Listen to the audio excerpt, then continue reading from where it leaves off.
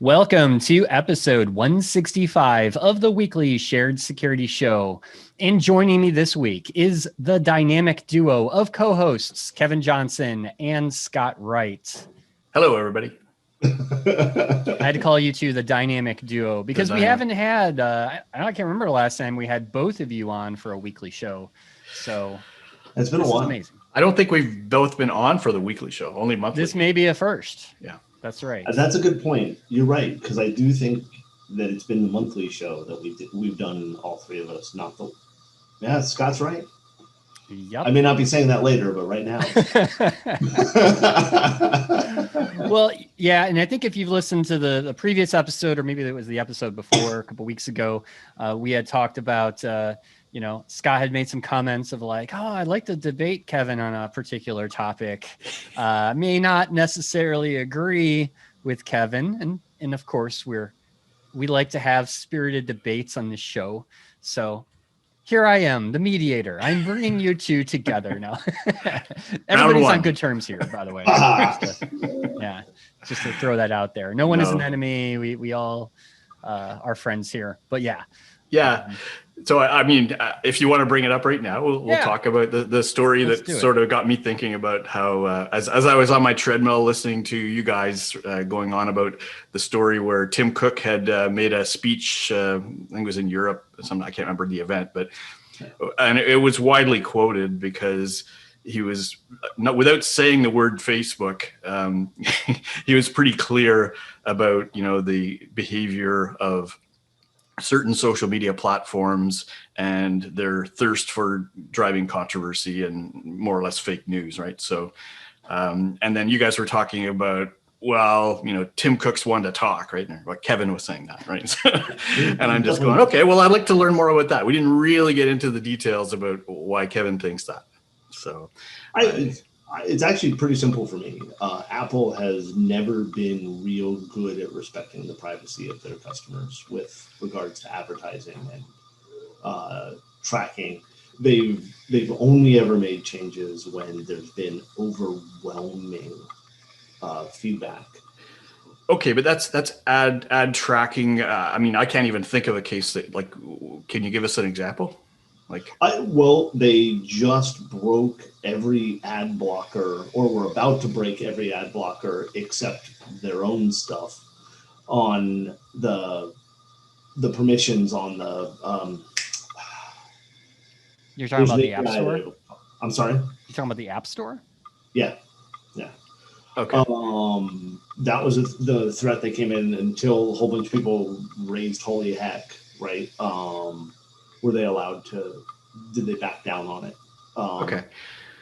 Yeah, I'm not as familiar with those. I'm just thinking in general, you think about their battle with the FBI over, end-to-end encryption, and, typically, yep. I think they're more strict on what goes into the App Store when it comes to privacy. But I mean, I haven't done the analysis on the apps themselves, but. Yeah, I would disagree with that about they absolutely, you're absolutely right. We have to give Apple credit for pushing back against the FBI. We talked about that in the last episode. I think Apple has done some things well. That would be an example of something I think they've done well. But I remember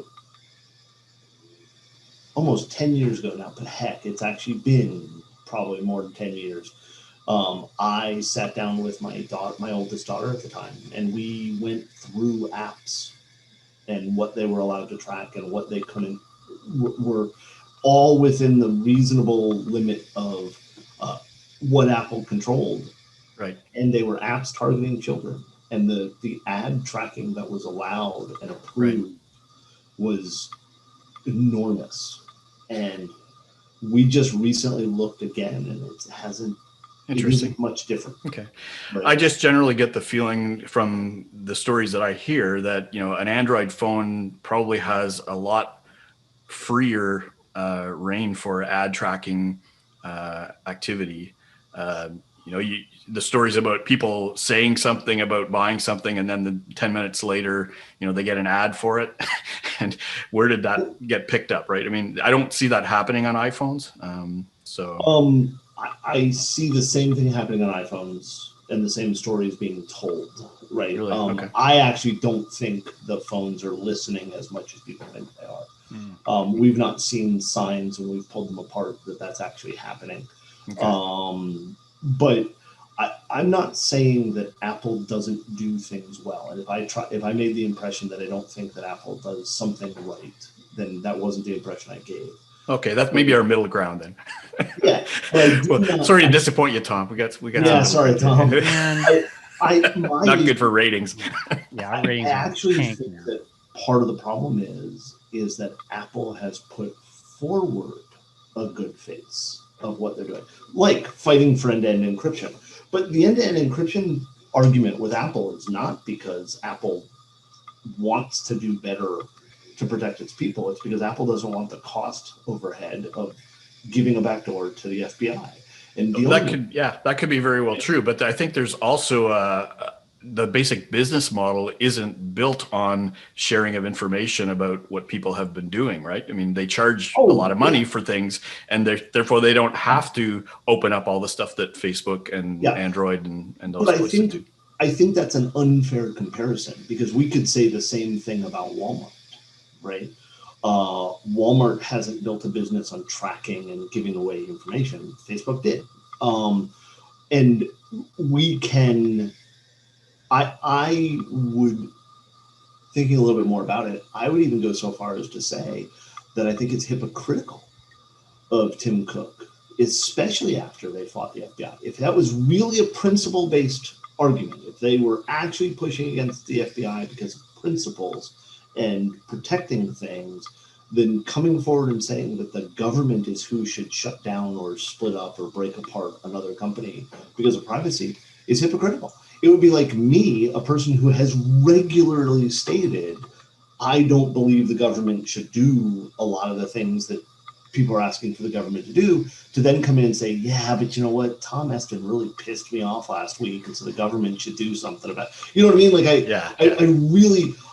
I lean toward, and I think I said this in the episode, I lean toward believing that the only reason Tim Cook made face toward breaking up Facebook and Twitter and things like that was because he knew it would get him the attention it got him, and maybe marketing. Yeah, we'll sell more iPhones. Yeah. Oh, we better buy an iPhone for that, because look at how much he cares about our privacy.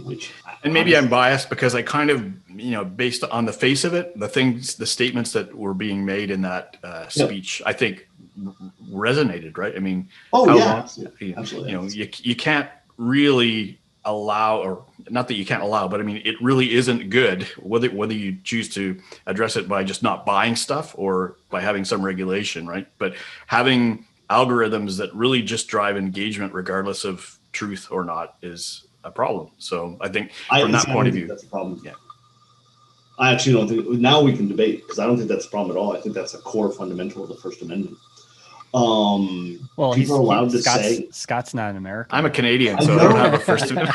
You know what? It's not my fault that you were born in the wrong country. No, but I don't believe that while Canada does not have a First Amendment, I don't believe, while it may not be to the same level that my rabid support of the First Amendment is, I don't believe that the Canadian government is founded on an idea of censorship, right? No, we have a Charter of Rights. I think it's same idea. Yeah. And so for me, look, if somebody wants to run a business, that their business is to put out fake news, let them, right? But the fact that if you choose to use apps that drive your behavior with notifications, that one of your friends did something or whatever, right? Or based on, think about that movie, The Social Dilemma, right? Absolutely. How really insidious that behavior is, and where does it go, right? I mean, it just doesn't go to a good place, right? So what, if you could argue that it's free speech, but is it not destructive? No, I didn't say, but free speech is destructive, right? I will fight to the death the right of the Klan to tell everybody that white people are better than black people. I will also be the first person to stand up and say, but they're completely wrong, and nowhere, you're right, like, they can say it. And it's up to us how we want to react to it. And I believe that you're right. If the algorithms are pushing forward, and I've said this, we've talked about it on this show. If the algorithms are pushing crap and people are accepting it, that's their ability to do that. Facebook can make that decision. I think that the way to fix that is not to have the government step in. I think we've proven time and time again. How many times is Facebook people sat in front of Congress and testified? Yeah. And what did they accomplish? Nothing except for sound bites for people's political gain. Right? Yeah. That's it. What we need to do is instead push off of those platforms. Stop supporting the platform. If you don't like what it produces, if you don't like what it's allowing to go forward, move. But move to a platform that's actually reasonable, not built off of this like craziness like Parler or whatever, right? Like that was my question of like, okay, so you don't want to use Facebook anymore if you feel your rights are being infringed, which I would argue you're actually violating terms of service, because if they can put whatever they want in the terms of service, right? Yep. And if they say no violence, you can't talk about violence. Well, what does that mean? It's their interpretation of what, if you're talking about violent content, you may not think it's violent content, but they do. Therefore, you're kicked off the platform. So where do you go? And now a quick word from our sponsors. Given the state of the world that we are currently living in, your digital privacy, cybersecurity, and health is more important than ever. That's why I recommend the use of a Faraday sleeve for your laptop, smartphone, and key fob. And if you want the best Faraday products on the market, you need Silent Pocket.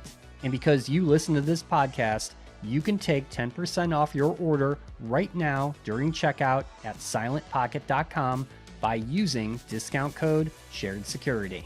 Is your team starting to show signs of fatigue from traditional security awareness compliance training, or from phishing assessments that target them for those teachable moments?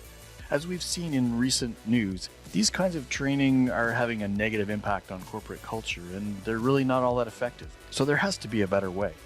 ClickArmor is the first gamified learning platform that helps build a self-defending team through engaging learning challenges and exercises. Its unique lesson templates, built with proven gamification techniques, let people learn and exercise important defensive concepts in a safe and fun environment. Whether you need to quickly deploy a training solution that gets people to stop clicking on things immediately, or you've got your own boring content that needs to be put into a more interesting user experience, ClickArmor can help. So go to clickarmor.ca/sharedsecurity to learn how to build a self-defending team. It comes down to, I think, to the definitions of what's safe, right? So if you think about it in terms of building codes, right? Yeah, we could say people should be allowed to build anything they want, and we take our chances. We don't want to go into a building if it's not safe. But if we don't know how it's built and don't know that it was following a code, we don't know if it's safe, and there's a risk there, right? And so how do you manage that? I think that is nice and quaint and awesome to say. One, I don't believe free speech is the same as a building code, but I will also point out that government-made bridges collapse and kill people all the time, even though they followed every single code and what have you.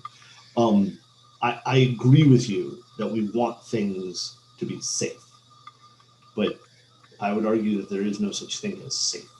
Right? If you're on but there's a level of assurance, right? I mean, nothing is, as you and I know, I've done many risk assessments. There is no zero risk, but there is a level of assurance you can provide to say, these things have been done to assure me that some level of risk was assessed. And the F-35 was assessed and evaluated and determined to be awesome year after year after year for the budget. And then was just announced, nope, you're right, it was a failure. After we spent, $2 trillion or something like that? Amount of money. Again, my core problem with what you're saying is not the ideas behind them, but the answer is the government. Yeah, and that's, I'm just trying to get a direction to how do we bring about an improvement in the situation. Stand up a platform that actually works well and controls its stuff, but no matter what you do, somebody's not going to like what you allow and what you don't allow. Yeah, I agree. So I'm a firm believer. If you don't like what Facebook's doing, and this you is not Scott, this you is. Yeah. You don't like what Facebook's doing, build a new platform. And you know what? I'll help you. If you're building an actual platform that is geared toward providing a safe environment for anybody to speak, not like Parler was doing, where it was really just targeting a certain demographic of people. This is a whole other, I guess, into a whole other argument then around privacy by design, right? And but I'll tell you right now, if you're building a platform, I will make this offer, and you can. My company will do a pen test of it for free. That's awesome. We'll come out, we'll talk to you beforehand as you're designing it to figure out how you're doing privacy and stuff like that, and then we'll test it. Period. Let's connect you with the guys that are building Clubhouse. I don't think Clubhouse is an environment that's built for inclusiveness. The fact that it's sitting on iOS by itself, right? They've already pushed out consent. And you have to have invite only. I mean, that's not a platform for everybody. That's a platform for people who have the privilege of having access. Right? Yeah. Well, that's cool. We spent 20 minutes on. I love it. Yeah. That was good. I did want to talk just real quick. I thought you had a really interesting article that you sent over, Scott, about this phishing test. Do you want to explain? I mean, it's something I'm starting to track, and I would love for people to send me more examples of this kind of story. But it's really the phenomena that has started. I think the first major one we heard of was the Chicago Tribune sometime in the fall, and then GoDaddy around Christmas time. Now this one is ICF Next, which is a marketing agency. They happen to want to test their employees' cybersecurity awareness using the traditional mock phishing email phishing assessments, and that's all fair. Everybody kind of sees that as a best practice right now to try and test people. But the problem that I often see, and that is now becoming more common, is the idea that the IT team may think this is a great email to put out to all staff, because it does test them the way an attacker would test them. But it causes sometimes more problems than it solves, right? So in this case, they were sending out a message with the subject that said, "Hey, we've got free vaccinations for our employees. So just click on this link and make your arrangements," right? And of course, it was a phishing test, and the usual backlash that occurred with GoDaddy and Chicago Tribune. It hits social media. And you might argue, attackers are going to do that too, so you might as well test the way the attackers do. But I think, this is maybe not the best way to do it. What do you guys think? I would disagree that it's not the best way to do it. I don't think it's a strong enough statement. I think it is probably the absolute worst possible way to do it. It completely builds a hatred of security, a distrust of the InfoSec people that are involved in it. The exact people that you should be reaching out to and trying to engage to understand how to work together to secure your stuff. What you just did was piss in their Wheaties. It is absolutely the worst possible way to do it. I think the only way you could do it worse is if you sent out an announcement personalized to each person that got it, to let them know that one of their loved ones just died. And you didn't click below to identify the body. It's awful. It pisses me off every time I see this. And every single time I have talked to somebody who has proposed that, I have strongly felt that the best answer is just to punch them in the throat. Sorry, this one makes me angry. It pisses me off. And I'll say right now, for the record, it's being recorded, so pun is intended. I've seen what ClickArmor does. I've seen what you do. The goodness that you're working on in your product, your project, your company, and all that crap that this does is it undermines the people who are doing good work across the board, not just with this organization, but it makes every other person rethink whether or not they want to engage a company like yours or anybody. It's god awful. Sorry. Mm-hmm. I'll stop ranting in my comments. Awesome. What do you think, Tom? I agree with Kevin on that. I'm not as maybe angry, but I do agree with Kevin that it's not the right way to go about a phishing test. Yeah. So, I mean, I'll put a couple of specific characteristics around these things. So one of them is it's a tendency, a natural tendency for geeks, IT guys and security guys to say, we're looking for how we can break things, right? You walk into a department store, you look for the security cameras and you say, are they, where's the vulnerability in this place, right? We're always looking for that. And so we're looking for where's the vulnerability in our staff and what would they fall for? And it's a trap, right? For us to think, how can we, they'll never get this one, right? they'll click on this one for sure. And it's sort of as Kevin said, it's the wrong mentality. We don't want to be promoting that kind of image for the security people. But so we have that natural tendency to want to be tricky or to come up with the cool thing that's going to trick people. But we have to be really more careful about it. And then on top of that, once you've actually tricked somebody this way and you get that backlash, somebody in management for sure is going to say, well, if that's what happens when we simulate what an attacker does, then we're not going to let you impersonate HR or the help desk or finance or and you go down the list. And eventually, what scope do you have left to test against, right? And it becomes almost a meaningless test at some point if you keep doing that. And so that's really my concern is, and when they get the quotes from the vendors, that provide this stuff, what do they say about it? Well, they say, well, it's a fine line. You have to be careful. You got to try and simulate what the attacker does without causing, cultural impacts. Well, that's a challenge. So that's thanks, Kevin, for the mention. But that's really what we're trying to do with the ClickArmor simulations. It's a different kind of phishing simulation. It doesn't have all the same advantages, but it's different, right? So it's trying to put people in a known situation where they can test themselves, and we get to see what the data looks like from multiple attempts within a very short period of time, rather than trying to trick somebody and then seeing if they fall for it. Good stuff. Well, I think that is all we have time for today. I want to thank both of you for the spirited debate.